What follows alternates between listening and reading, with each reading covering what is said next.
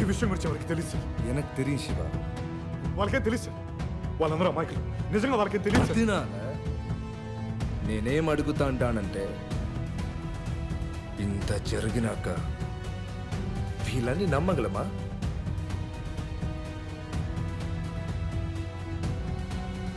శివ ఒక్కడిని చంపితే సరిపోతుందా?